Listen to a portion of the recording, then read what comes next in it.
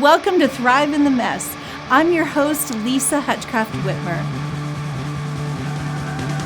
I hope today's an encouragement to you. I have a longtime friend of mine, Maryann, and we've known each other since high school days. And she still lives in New Jersey, which is my home state. So today is a little extra special because she spoiled me and brought New Jersey pizza, which is really great. No offense to any pizza anywhere else, but we're actually going to take a bite of New Jersey pizza. Cheers. Yes. Our pizza, which you can eat like with, you can eat folded. You can do whatever you want with it, but you spoil me. Wow. You had to have a slice of pizza. This is so good. Well, maybe I'll nibble on it more. No, now I can't talk. Quick swallow. Well, yeah, so thank you very much for the New Jersey pizza. You're welcome. That is like, I grew up with that, and it's very, very good. So and I brought some goodies too for you. So thank you, when we Lisa. talk about hard things, you can nibble. Yes. It's not this decoration, but, well, my friend Maryann walked through something in her 30s at one point. Something hit out of the blue. Yep. And it's a little scary. You had two girls, married, two girls, Right. and all of a sudden you had a pretty serious medical diagnosis. Yes. And we just kind of want to look at that. It would have been very terrifying for any mom, and you start thinking certain things. And Right. can you tell us what happened? Sure. So my children were Rachel was 2.5 and Nicole was 6. 2.5 and 6. So young. Yeah, Right. very young. I wound up having a sinus infection that just didn't go away. Yeah. And, running with everything going on, are you really going to go, By check young it out? children. Yeah. Right. So, and that turned into, fast forward, it was like a week later, just constant headaches, went to urgent care, and then turned out this day, which was actually yesterday, 21 years ago. Which is the timing. So my goodness. I know. Wow. So it turned out I had to call 911. My husband thought I had the flu, so he went to work, but he had his parents come here, even though my parents were here as well, because I took care of them too at the time. So it was a lot of moving factors. So you were taking care of two generations, Yeah. and actually two sets of parents in the older generation in a way. Well, at that time, my in-laws were self-sufficient. They were okay. Yeah. Okay. So and then you have this going on and you don't know what's happening. So they came over to watch the kids, and I called 911, and I wound up going to the emergency room and still not knowing what's going on. But I was just so sick. I'm like, I have to go to the emergency room. Long story short, they took all of these tests and they did a spinal tap, and they said I had bacterial meningitis, which was yikes. Which is frightening. It was frightening, and things were just spinning, and I'm like, now what? And it's hard to just be sick like with a cold with children, because you're still trying to keep up with them, care for them, and And what am I supposed to? I'm like, well, now I know I'm not going home. Right. Like I'm here, and I was there for, I would think, 5 days there. Thank goodness, thank God, I will say thank God that with the medication, they cured me of that. They said it was very serious. It could have been like a coma or death. Right. Yeah. Well, you hear meningitis, and that's frightening. Yes. So right off the bat. It was, so that was like battle number 1. And then so I'm getting better through the days, but I'm still like, my oldest was in kindergarten, and we had to kind of make sure she was going to school and coming back, that. And you're home now from the hospital. No, I'm still. You're still in the hospital. Yes, I was in there for 5 days. I never came home. So it was like and my little one, Rachel, she was 2.5, and that this is heartbreaking that. Where's mommy? I know. Yeah. They canceled. Once I was I was able to be what do you call, like not quarantined because it was contagious. Are you quarantined with that? Yeah, I was in ICU. So could like your husband come in or any your parents? Well, the infectious disease person said I had Haemophilus influenza in my brain. That's what it turned out to be. Oh my So goodness. I'm like, oh no. I don't even know what that means. No, like I said, it was like the flu virus in my brain. I don't even, wow. Yeah, so it was, I mean, that's how he explained it. But it wasn't, what turned out, it really wasn't, it was contained in my head, so it wasn't really contagious. Right. So then the hospital here said, this is all we can do. Like, we cleared you of the meningitis. Now we got to know, why did you get it? So I had to go to New York, Mount Sinai, and they had a wonderful team of people who figured out what they had to do. But before I left that hospital, a cousin of mine lived right down the street. They came over and prayed. This is just beautiful. They prayed, I think it was like a song dealing with mercy seat. Wow. It was amazing. That's all I remember because I was kind of in and out, but the word mercy. And when I got transported to New York that night, it was like 11 o'clock at night, my nurse's name was Mercy. But I'm like, oh, thank you, God. Such a little God thing. Thank you, God. Like, we call graduates. And I'm like, wow. Thank you, God. We always called those God sightings. Like God's God sighting, winks. yes. I like that. Yeah. And I was like, okay, thank you. I know you're with me now. I mean, I knew he was with, but it was nice to have that comfort. Yeah. And because my husband couldn't go at 11 o'clock at night, Right. he was home with the kids. So, Right. then, because I'll fast forward, they found out I had 3 encephalocele, 3 holes in my sinus cavities. So they had to do reconstructive surgery. And wow. So in your skull. yes. So before you tell us anymore. Yeah. At that moment, you have 2 little girls at home, your husband, parents. Yeah.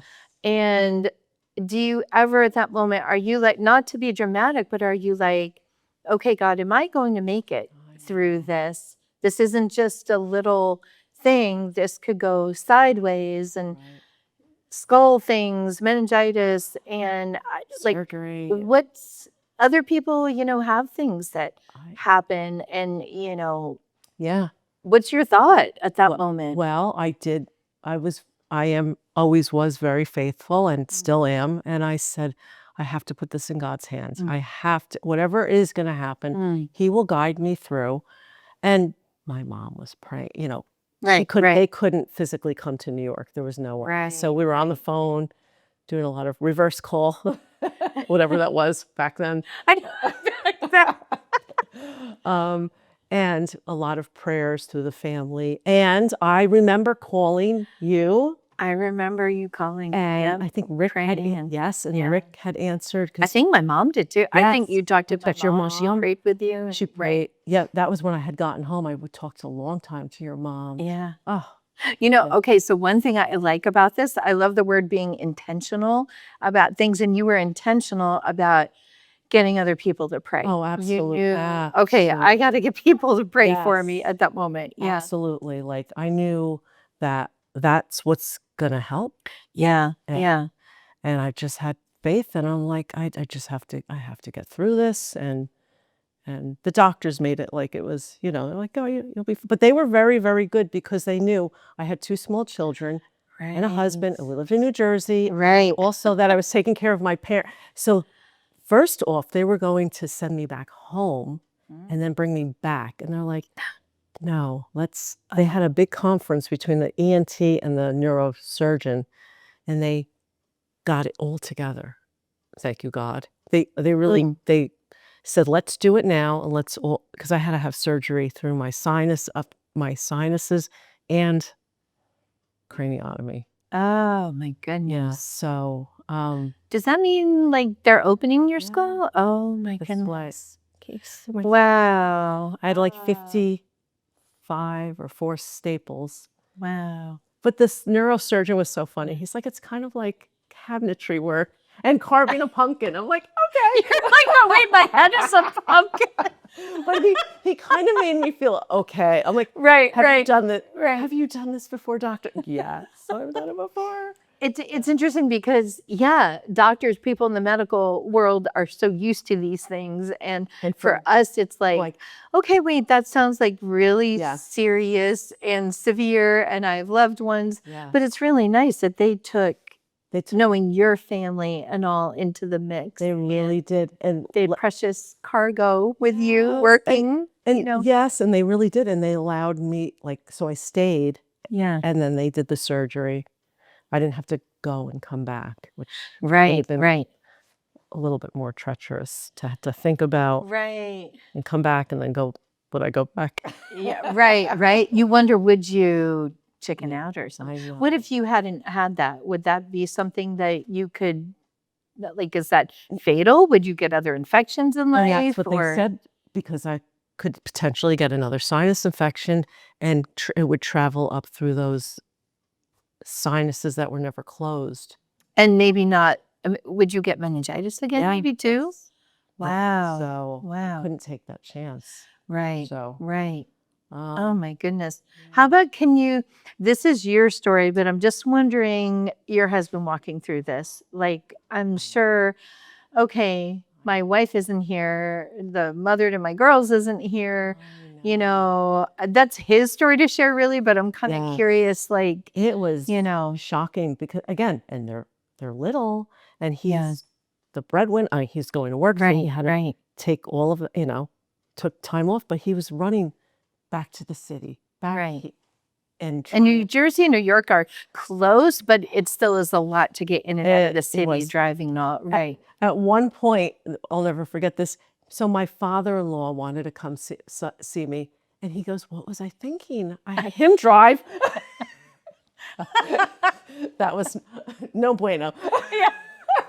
So he wanted to drive and Yeah, and for whatever, I guess because he was so, yeah. and he's like, "Okay, Dad, you could drive me into the city." And it was a little hectic. He's like, Wow. "Oh, yeah." It's hectic no matter how you cut it. He's it's like, so driving home, he drove home. Well, Dad, thank you, but can I have the keys, please? It's like, well, and I'm sure at that moment, everyone is kind of rallying too to be there. You want to be there for your person, and you were young, like in your 30s. We're still young, but, We're in your 30s, and so yeah, I was young, and it was nice. My mother-in-law would make dinner for everybody. Like it was a very good unity here. Yeah. And my best friend, she came over. She still lived in Wayne, and she would make sure the kids had fun and played with them, and took them on walks. Yeah. That's another special thing. I feel like is just community. Yes. Community comes into play so much, whether it's family or friends. Some people live where they don't have family around. And like I even grew up with my parents being away from family, and not a whole lot of funds to be able to travel, often. So I love that you had some of that community to rally around and be there with your children. And that's what made me content, knowing they're okay. They're going to be okay. And we would talk on the phone, which was very cute. But yeah, so then that was like a whole 2-week period. How long is your recovery, like after having your skull, surgery? Yeah. I don't know the fancy word. It was craniotomy. Craniotomy. And, there we go. They had to, I'm in the medical books. They said that at that point, they had never seen 3 encephaloceles, they called it. So 3 holes in my side. But see right here, I have a. So you're famous. I need to I'm in some medical book. I need your autograph on the textbook. I'm like, oh wow. So you have literally titanium in your forehead, or right wow. here. So they claim, which I don't know. I won't get wrinkles up here. That's what they. Wait a minute. This is a very dramatic beauty tip. Very dramatic. Over the top. Yes. And I'm like, I guess not. Because I can't. I don't remember ever hearing that. That's hilarious. Yeah. Wow. So I said, okay.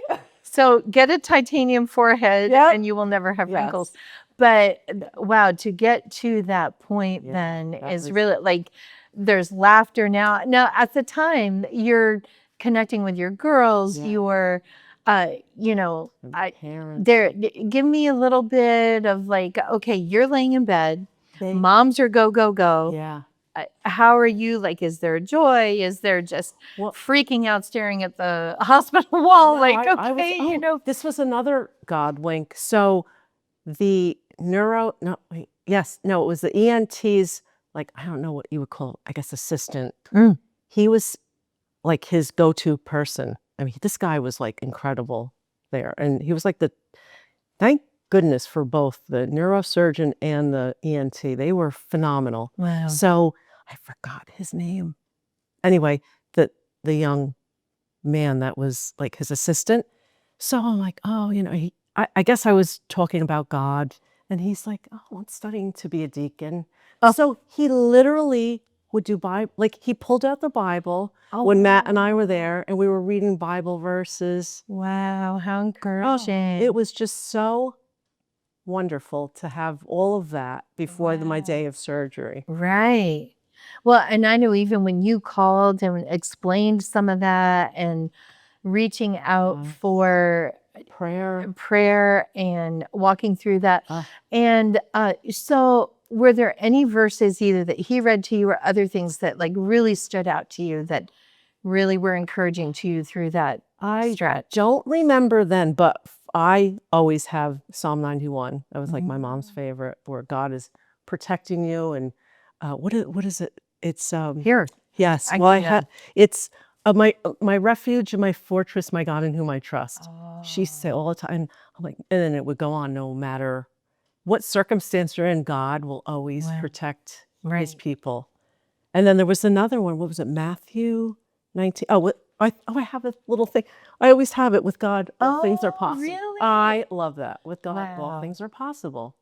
I even have it on my door over there. Wow. Well, you walked through some, like, that's quite, that rocks anyone's world. Yeah. But a mom where you have your young children, like the one thing we think of is, oh my goodness, my family needs me. Yes. Who's like, yeah, you're thinking, my gosh, I want to be there. They're little. I want to, be there to help raise them. Yeah. They didn't, I mean, I'm sure they didn't realize the extent of, but so Matt would come every day and see me and bring the pictures and the get well, I still have them somewhere in this house. Right. The writings and we love you. And wow. So it was a good, it was good. And this is what I do tell people, because we have to give it to God. And I say, I'm a very type A, in control type person. So that rocks your world even more. Yes, right. It did. And I said, this is not on my schedule. No. And I said, it took my head having to be cut open to really say, I'm not driving this bus or car. Wow. Jesus is in control. Yeah, I was very that's powerful. I mean, I had to, my life of taking care of my kids, on top of my parents, on top of trying to work from home and all of that. And everything was like, no. Stop. Yeah. And God.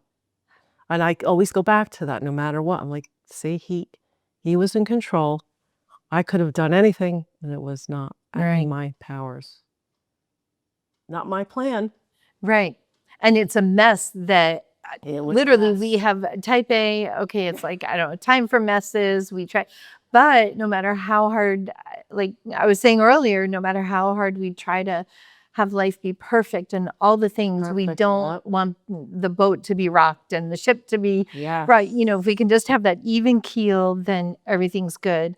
But sometimes like a moment like that, even just, do you feel like you appreciate even just life or your children and your marriage? Some of those things, it could go either way where I guess I never thought of it the other way. Well, I always say I'm glad. And if you tell people this, they're like, oh, is she crazy? But I'm glad it happened. Because if that didn't happen, I would still probably try to control every situation. Wow. Oh yeah, I always say to that. I mean, I was always faithful, but I had to be in control. So Right. now you realize, and I always go back to that, couldn't control that situation. And like I always say, this is what it's all like. The girls growing up, like we'd be at the ocean because I love the Jersey Shore. Yes.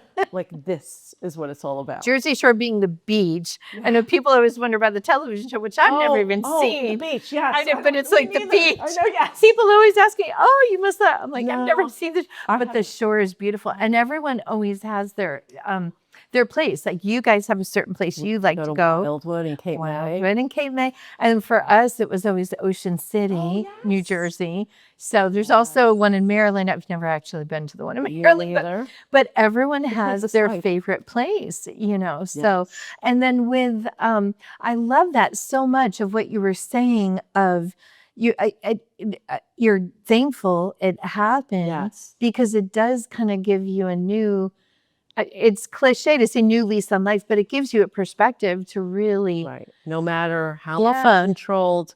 I remember that year. That was the funny part. Not fun. Well, now it's funny, but that year, I don't know if you remember, it was 2004 with the kids.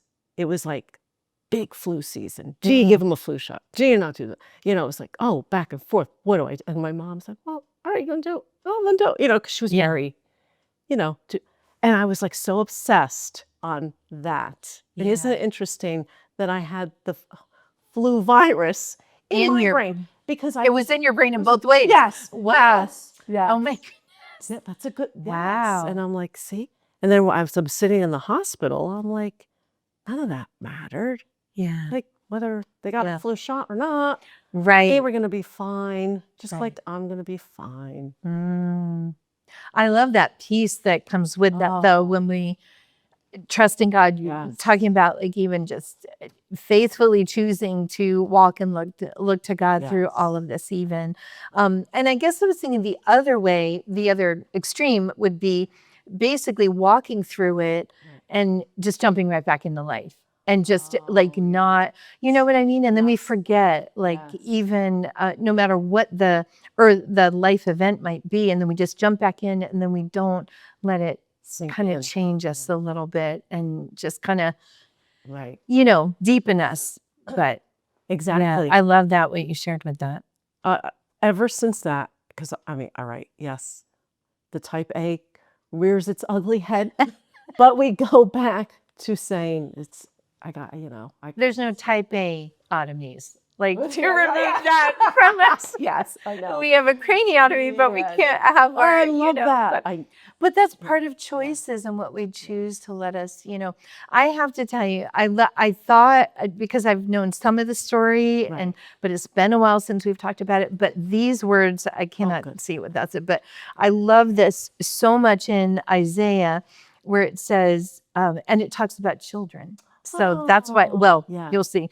And maybe, I'm sure you've heard this, but God tends his flock like a shepherd. He gathers the lambs in his arms and carries them close to his heart. He gently leads those that have young.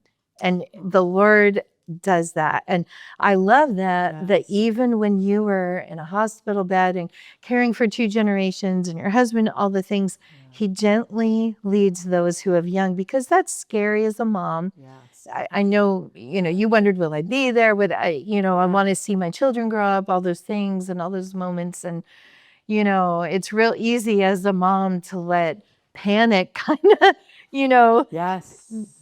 kind of dictate, and our minds just run away. And I know for me, I'm already on plan Q, and plan A hasn't even been needed. If that makes sense. Yeah, I guess, yes, it does. It's like, honey, why don't you marry this person if I'm not here? Some people do that, some people don't. We've seen it both. But, it's just those things So I just love how and I appreciate you sharing your mess that was a sudden diagnosis out of nowhere, that then was another thing actually too of why. Yeah. And Yeah. that, some people don't make it through meningitis and then to go through another, like a big surgery. And now your girls are thriving young adult women and just all the things. And even in the mess, God shows up. But I love your intentionality of just even looking to God through it and all of that. And, even because the girls were young, but through the years, they always went back to that. Like, look what mom went through. Really? Oh, yeah. Like, Wow. there's a lot of good things that have come from that. Well, look what she, if she can do it, like, it gives them, and they're very spiritual. So it's a good thing. I'm glad I'm okay. Yeah. I'd rather. And I'm so glad because I love your laughter. I love our conversations and our texting and our crazy and our whatever. So I love that you also have included beauty tips in today with the titanium forehead. The one really good positive part of the surgery was they were able to do a little liposuction. The doctor's like, we're going to need to remove some fat. Okay. No one's going to argue with that. Hey, I said you got. Where'd they put it? So yeah, they took it out of, I think it was this side. And they. Not equally? No, they took it all. It was here as my scar. Yeah, they took it all out of one side and then put it in the hole. Like, yeah, they put it in the holes and then closed up the holes. Isn't that? But I was like, I said, okay, I'm good with that. That was the one. The no wrinkles and the little lipo. No wrinkles. Great. More beauty tips with Maryann. Some of those things have been, can be frightening, but I love that when we look to God as our anchor and intentionally look to him through some of those messes that he is there, but that's our choice to do that. So, and I love even your laughter along the way with all of that. And just thank you for sharing that today, showing us how God shows up in the middle of all that. So thank you for having me. Well, thank you for the pizza. Okay, one more bite. And next time, join us on Thrive in the Mess.